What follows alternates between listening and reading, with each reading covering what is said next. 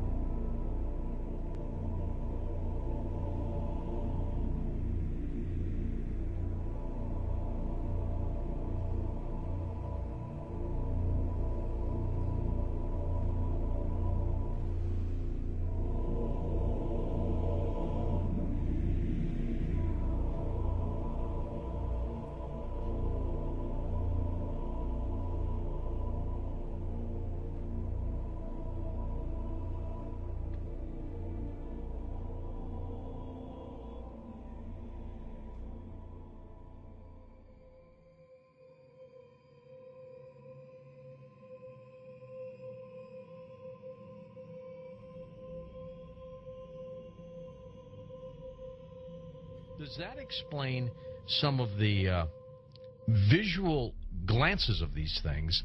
They seem to just simply disappear. They're gone.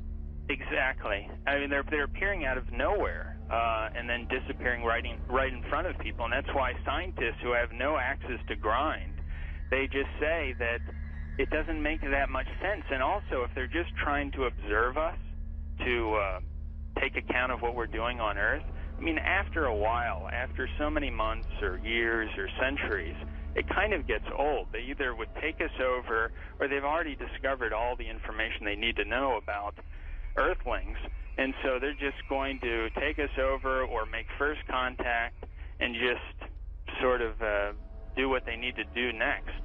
To endlessly observe us, it doesn't make any sense.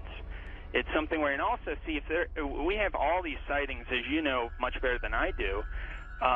Where are they landing? We don't see them getting out to get anything to drink or to eat.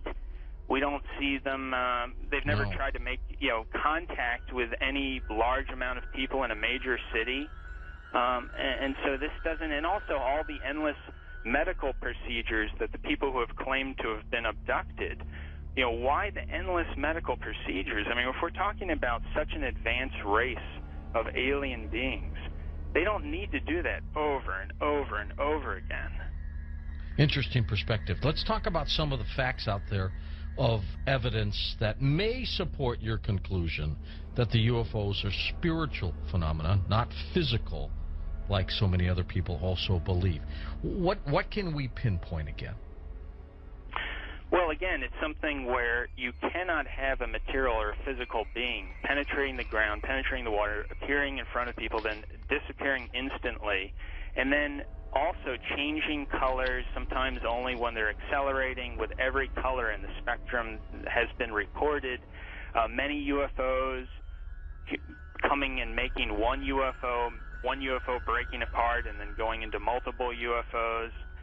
It doesn't make sense. And then not only just that, but to get into the fact of how far they're traveling and the speeds that they would have to travel, and just the other problems with cosmic dust and traveling at the speed of light, and then running into those bits of cosmic dust, the explosions that would be created, the amount of energy that would be consumed in traveling from these distances.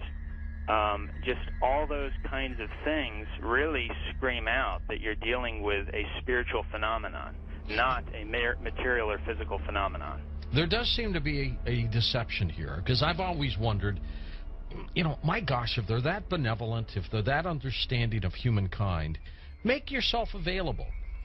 And that's why some of these other scientists have said that they seem to be trying to set people up to deceive them as if they are aliens, but the facts just say that they can't be that there's something else. It doesn't make any sense, and there's something else, a psychological deception that's going on here.